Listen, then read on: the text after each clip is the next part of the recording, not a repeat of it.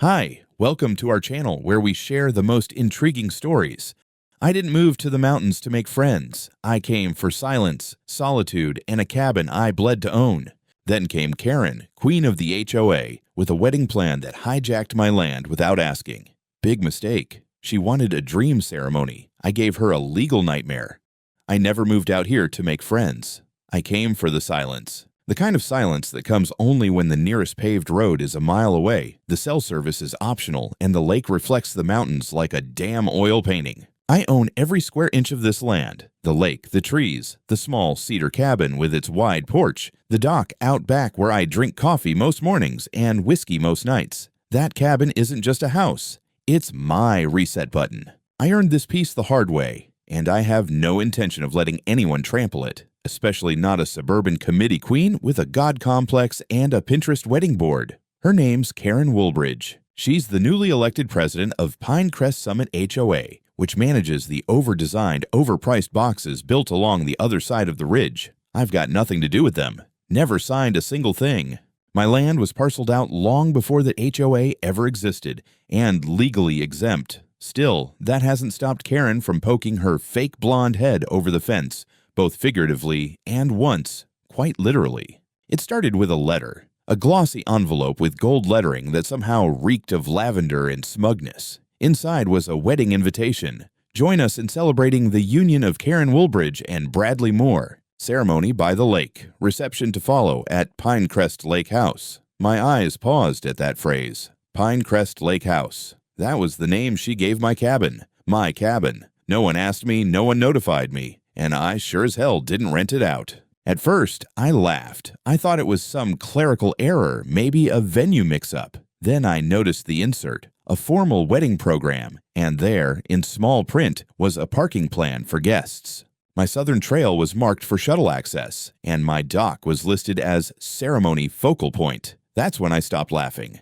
I wrote a letter, formal, clear, and very lawyer-friendly. I am not a member of your HOA. I am the sole legal owner of the property in question. You do not have my permission to use, access, or refer to my land in any capacity. I hand-delivered it to the HOA office and made sure their secretary signed receipt. I even emailed a scan to Karen herself. No reply. Nothing. Just silence.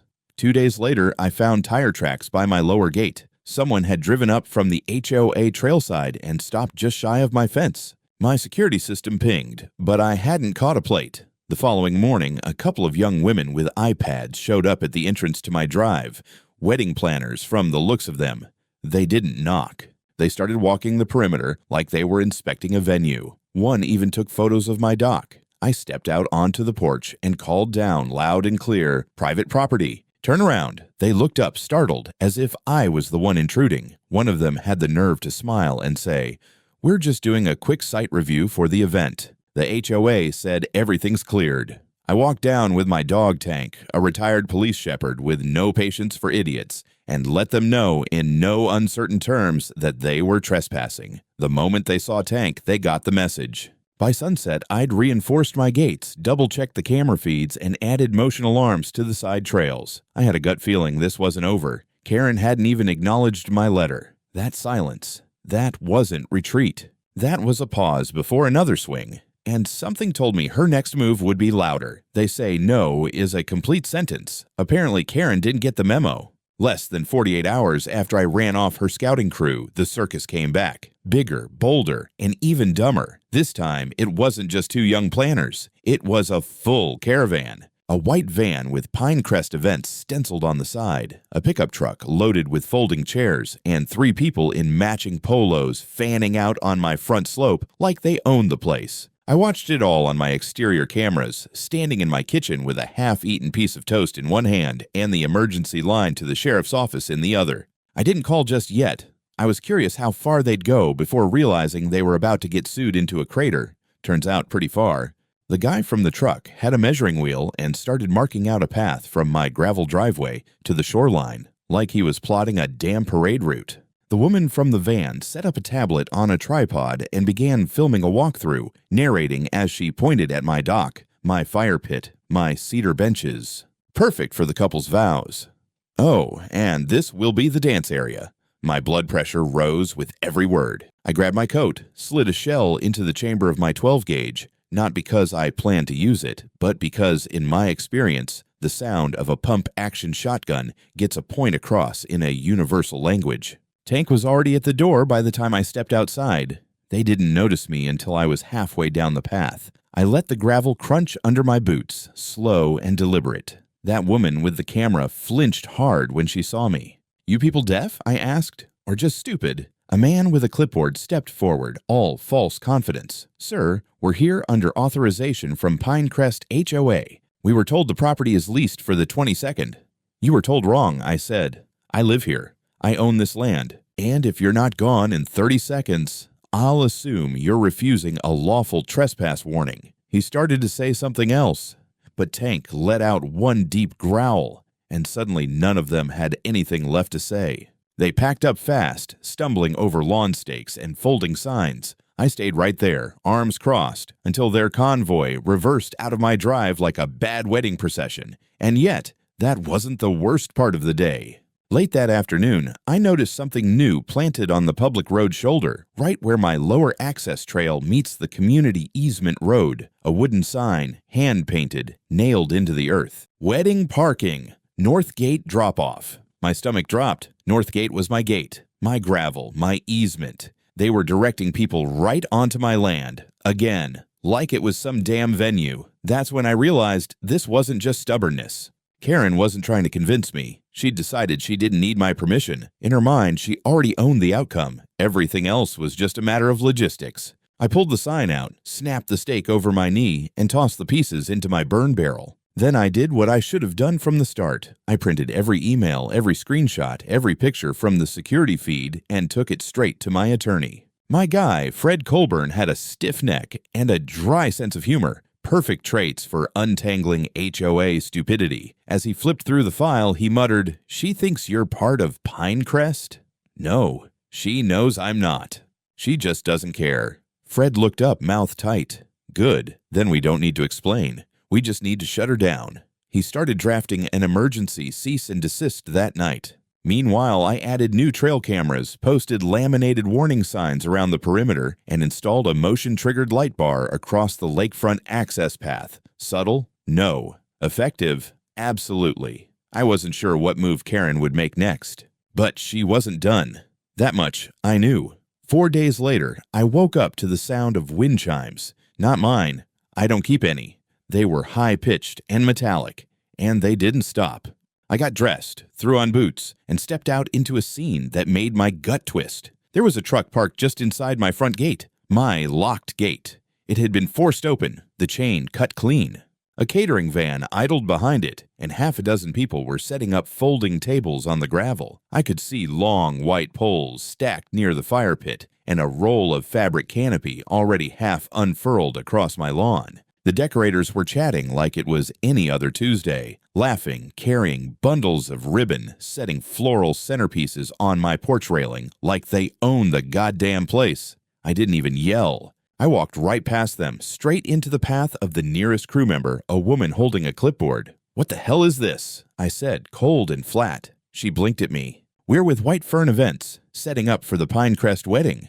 "On my land?" She frowned, flipped a page. "Isn't this the Pinecrest Lake House?" "No, it's my home. My name is Cole Landon. This is private property." Her mouth opened, then closed. That's when the shouting started. Not mine. "Karen!" She stormed down from the road, heels stabbing the gravel. A manicured finger pointed at me like I was the one who broke in. She looked insane. Veil in hand, sunglasses perched like a crown, shrieking so loud it startled the birds off the trees. "You are ruining everything!" she screamed. "Do you have any idea how many people are coming? Do you know how important this day is for our community?" I didn't flinch. "You broke into my property. You cut my chain lock. You're getting arrested." Her voice cracked. "You think this is just about you? This is about all of us. We need this place. The lake is part of our community. Not legally, not practically, not ever." She snapped her fingers at the workers. "Keep going. Don't stop." They hesitated. One of the guys with the tent poles asked, "Is this not HOA property?" I pointed to the camera mounted on the roof. "That thing just recorded everything. your van, your tools, your voice admitting you were told this was Pinecrest property. So unless you're dying to be part of a lawsuit, pack it up. The workers started gathering their gear. Karen screamed again, shrill, guttural, like a toddler denied a toy.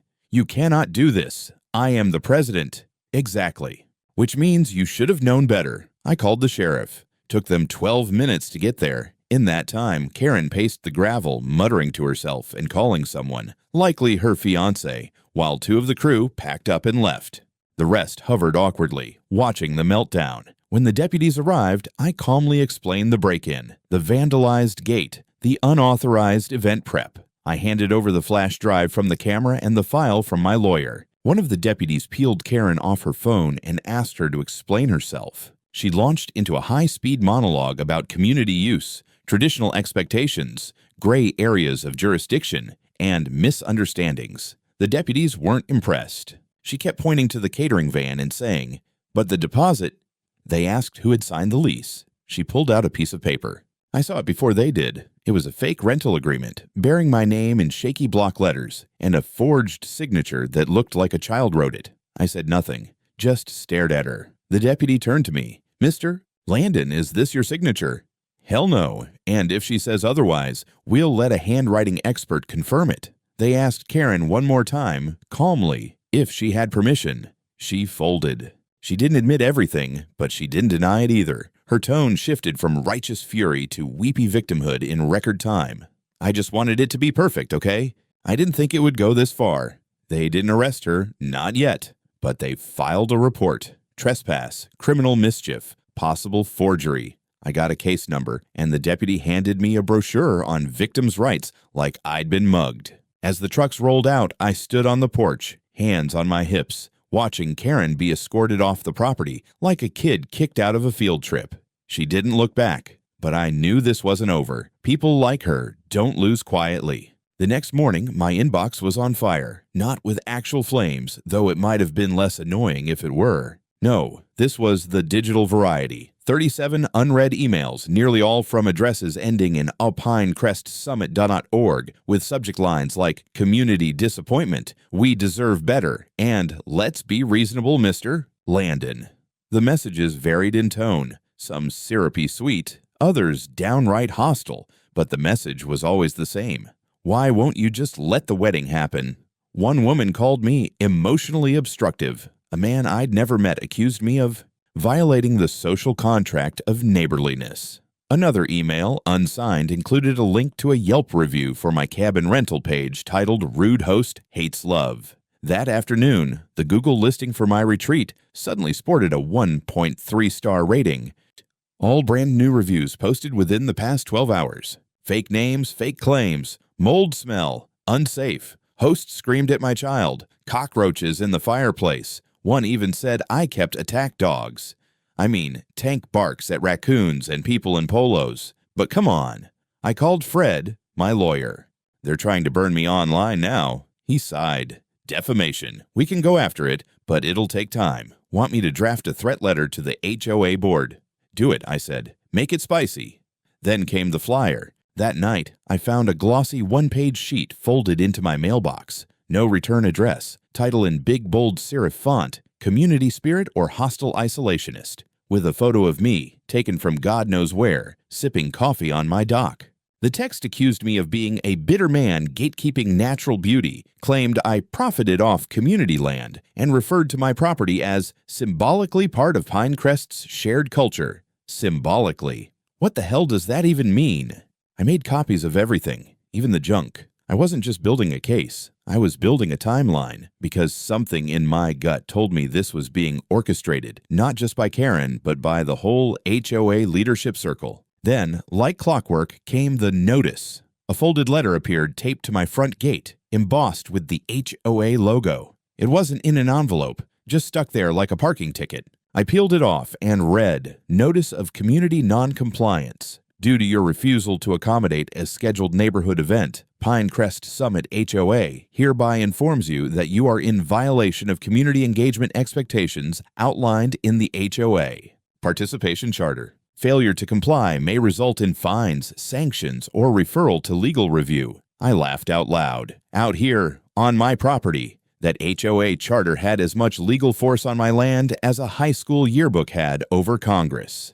But they weren't trying to win a lawsuit. They were trying to drown me in noise, force a reaction, grind me down with paper cuts. Fred reviewed the notice and nearly choked on his coffee. This isn't just unenforceable, he said. It's fraud. And if they try to fine you, they're opening themselves up to a whole new level of exposure. Good, I said. Let's expose them. That night, I locked my gates with industrial-grade padlocks, activated floodlights on motion sensors, and reset all the camera systems. I wasn't scared. I was preparing. Karen wanted a war of attrition. Fine. But I'd outlasted worse than her. And unlike most of her neighbors, I didn't give a damn about fitting in. Let them call me the villain. Let them hate me. They'd remember exactly who owned this land when it was over. I didn't have to wait long for the next shot. 2 days later, I got a knock on the door. Not a polite one, the kind of knock that comes from a fist aimed to intimidate. I checked the camera feed and saw a man in a gray windbreaker standing squarely in front of my door. No HOA logo this time, just a clipboard, sunglasses, and an expression that said, "I'm not here to chat." I opened the door just wide enough. "Can I help you?" "Cole Landon," he asked, flipping a page on his clipboard. "You're holding the answer in your hand." He handed me a sealed envelope and gave a curt nod. "You've been served." It was a formal complaint, filed by the Pinecrest Summit HOA. Allegations, obstruction of community event, interference with scheduled gathering, and, this one made me laugh, reputational harm to Pinecrest's image as a welcoming mountain community. They were suing me. Fred called it before I even finished reading. "All bark, no bite," he muttered when I read him the complaint. "This thing is about as enforceable as a love letter to your congressman. But it does give us something better, which is an opening." He filed a counterclaim the next day. Trespassing, property damage, defamation, attempted fraudulent leasing, and harassment by HOA leadership. He also requested an injunction against any further contact from Pinecrest Summit or its officers, and a motion to audit HOA communications surrounding the wedding event. The HOA's attorney tried to bury us in filings, but Fred was faster. He moved for expedited discovery, which meant Karen's little paper trail was about to become very public, very fast. Meanwhile, on the home front, things didn't cool down. They heated up. The next morning, a landscaping crew showed up and tried to mow my side of the access road. My side. I caught them just as they started edging near the cabin's privacy fence. When I asked who sent them, they said, "Pinecrest HOA ordered a beautification sweep."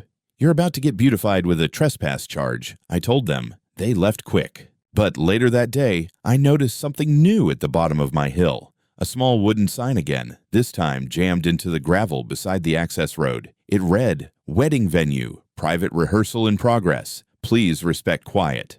A rehearsal for a wedding that wasn't happening, on land that wasn't theirs, that was still under active litigation. It felt like a joke at first. Then I realized what it was. Karen was trying to create a public perception of inevitability. If she could just convince the community, or at least enough of them, that the wedding was happening, maybe she thought I'd eventually cave. She didn't get it. I'd rather torch the lawn than see it used for her delusion. That evening, I filed a police report for attempted fraud and repeat trespassing. I included time-stamped footage of the landscaping crew, the new sign, and voice memos from my phone, documenting the HOA's threats and messages. Fred called with an update. "Judge signed the injunction," he said.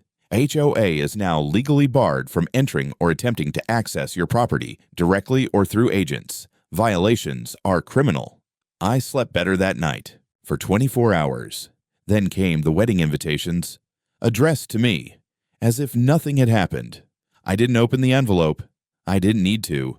The glossy ivory paper, the fake gold foil embossing, the ridiculous cursive font, I knew exactly what it was. Karen's wedding invitation, mailed to me like I was just another neighborhood well-wisher instead of the guy she tried to bulldoze into submission. I tossed it on the kitchen counter like it was radioactive. Tank sniffed it once, growled, and walked away. Smart dog. Fred was already halfway through a preliminary filing with the county civil court when I told him about the invitation. "She's trying to bait you," he said. "Ignore the fluff.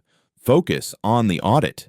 Ah, yes, the audit. See, when we filed the counterclaim, Fred made a tactical move. He requested a forensic review of the HOA's financial allocations, specifically their event fund, the one Karen supposedly dipped into for floral arrangements, catering, and tent rentals. Under Colorado statute, all HOA member dues and fund disbursements are subject to transparency rules. And since my land was never legally part of Pinecrest Summit, their using shared funds for a wedding on private non-HOA property was a massive liability. And Fred smelled blood. Get this, he told me that afternoon.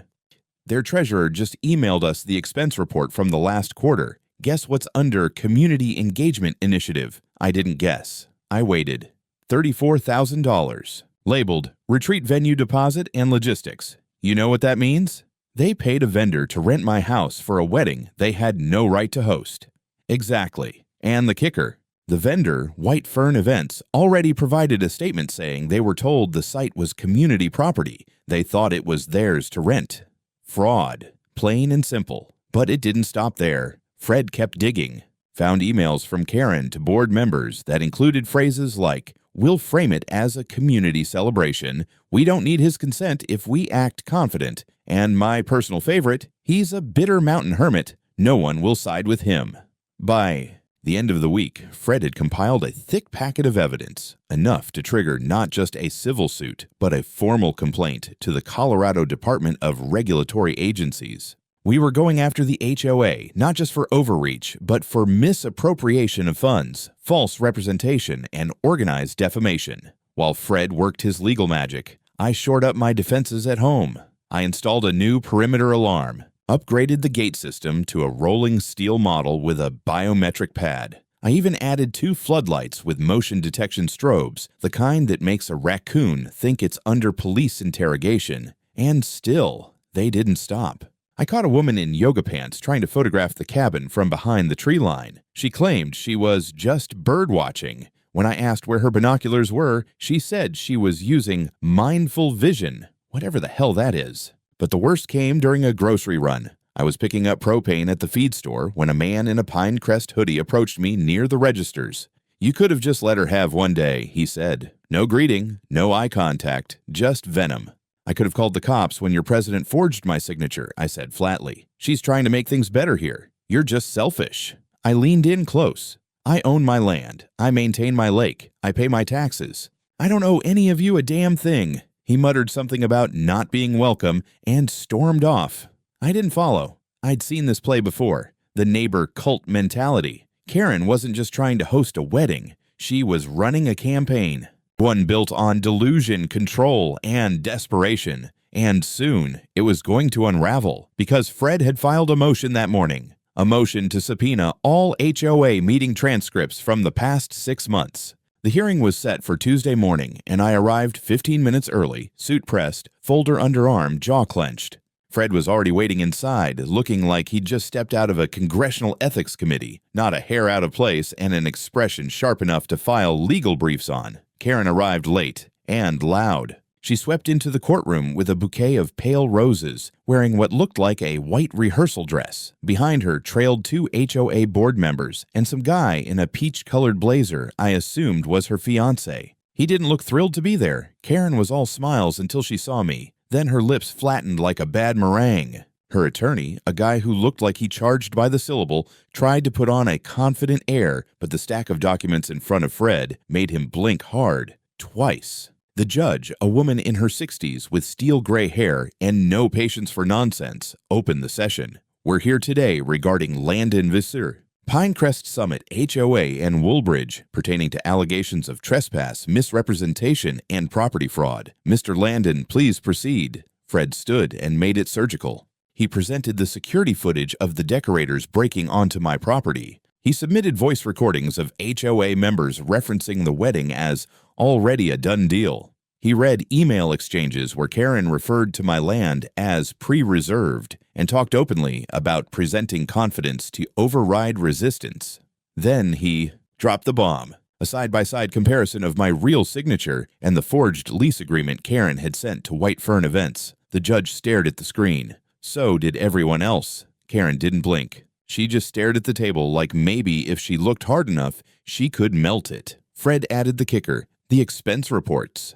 The HOA's own treasurer had submitted financial records confirming that over $30,000 of member dues were used to fund a private event on land the HOA never owned. The judge asked one question: did any member vote on this allocation?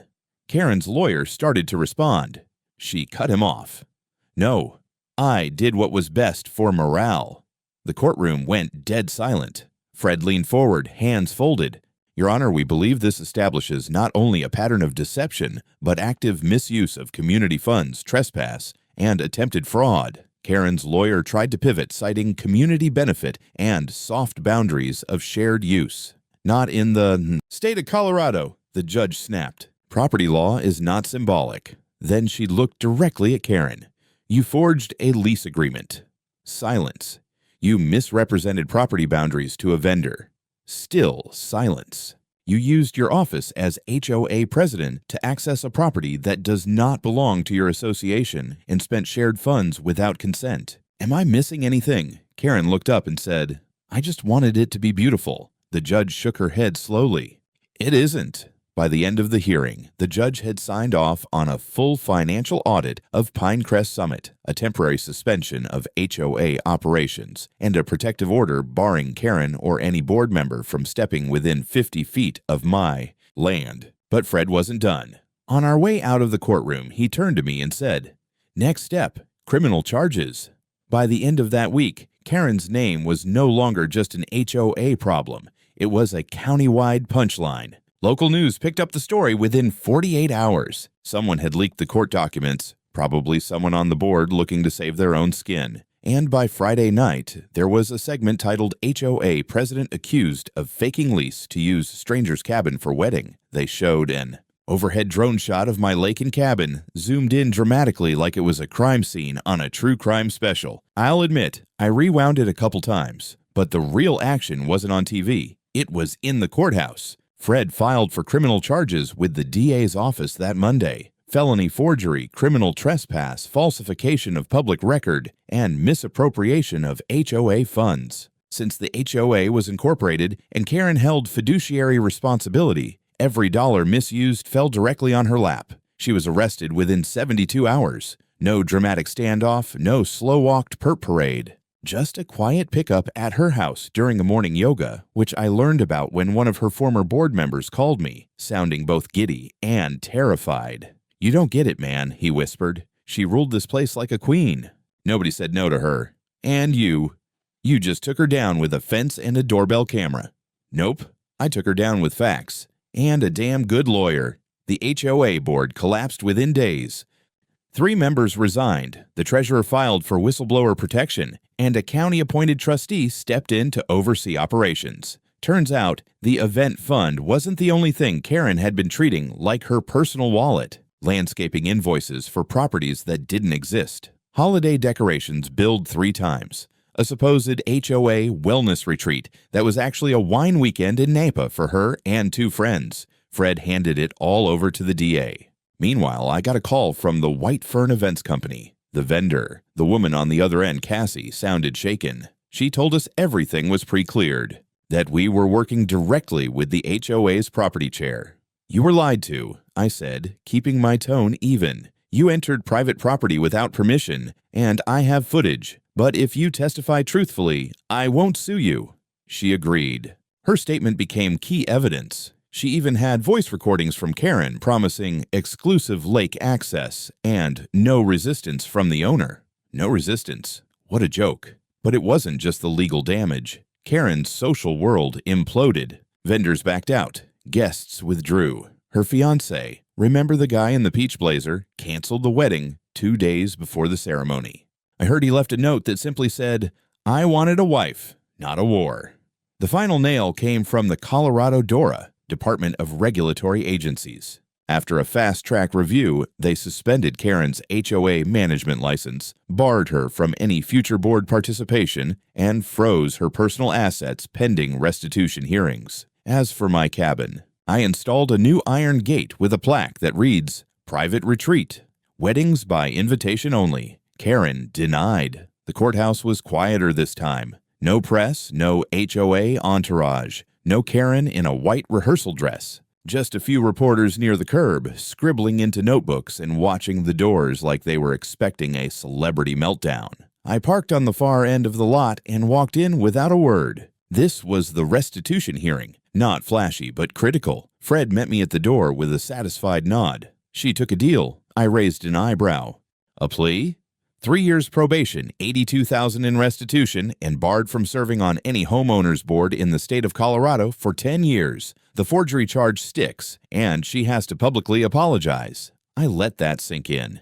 No prison time, but a felony record, a ruined reputation, and a bill that would haunt her for the next decade. I could live with that. Inside, Karen looked like someone who'd aged 20 years in 3 weeks. The confident tyrant was gone. Her hair was flat, her makeup muted, her eyes hollow. She didn't look at me. Not once. Her lawyer read the apology aloud. It was robotic, stilted, obviously written by someone else. She admitted to overstepping legal boundaries, misrepresenting HOA authority, and utilizing personal bias in decision-making. That last one made Fred smirk. When the judge asked if I had anything to say, I simply said, "I hope this teaches your community what leadership is not." The judge nodded and banged the gavel. It was over, but the ripples were still moving.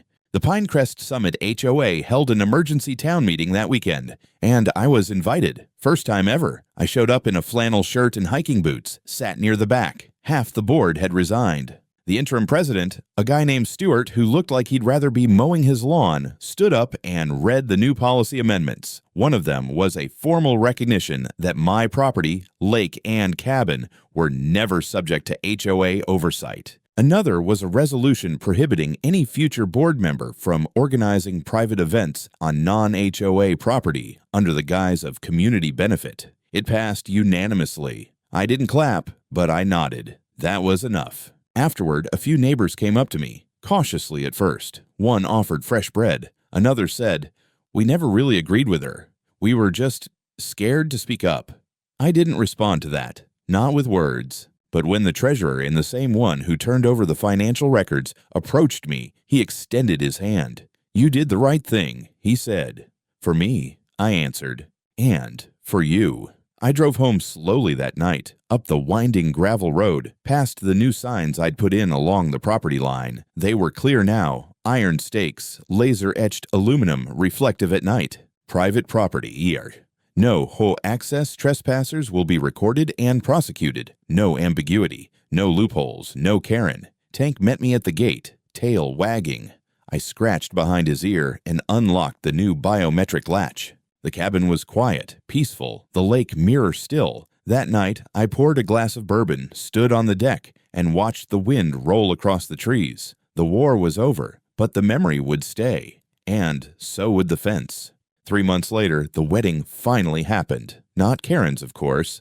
That ship had sunk straight to the bottom of the HOA lake of shame. No, this wedding was between a young couple from Boulder who'd found my cabin listing online, called politely, met every requirement I had, signed an ironclad contract, and showed genuine respect for my property. They got married at sunset by the water, 25 guests, string lights, no DJ, no drama, just vows and laughter, and a slow acoustic version of Harvest Moon echoing across the lake. I sat on the deck with a drink in hand, Tank asleep at my feet, and watched them say "I do" under the same trees, where just weeks earlier, Karen had tried to pitch a circus tent of lies and ego. The contrast was glorious. After the ceremony, the bride's father came over to shake my hand. "This is the most peaceful place I've ever seen. Thanks for letting them do this here." "Respect earns access," I said. He smiled. "More people should think like you." Word of the cabin spread, but on my terms. I didn't go viral, didn't do interviews. I didn't need the internet's approval. What I did do was upgrade the security system again. New motion-activated floodlights, second perimeter of fencing near the waterline, and a permanent digital record of every vehicle that came within 50 feet of the property. As for Karen, she paid her first restitution installment late. Fred already filed a lien. Her HOA license remained suspended, her name quietly removed from Pinecrest Summit's website. I heard she was working part-time at a garden center off the highway, and that she'd tried to run for block coordinator in a nearby development, and lost by a landslide. A few weeks after that, I received a certified envelope. Inside was a final notice of compliance from the HOA trustee, confirming the full acknowledgement that my land, cabin, and lake fell completely outside their jurisdiction retroactively and permanently. Attached was a formal apology signed by the interim board, a smart move, probably suggested by legal counsel. I framed it and hung it inside the cabin's front foyer. But the real trophy, the plaque I had mounted by the dock. Black slate, silver inlay, carved deep, private retreat weddings by invitation, only Karen. Still no. It became a bit of a running joke with guests. They'd ask who Karen was, and I'd just say, that's a story for another bourbon. Sometimes a man just wants to be left the hell alone. And sometimes the world needs to learn what happens when you mess with the wrong cabin in the wrong mountains, owned by the wrong guy, with the right amount of patience, paperwork, and perimeter fencing. Because love may conquer all, but not my property line.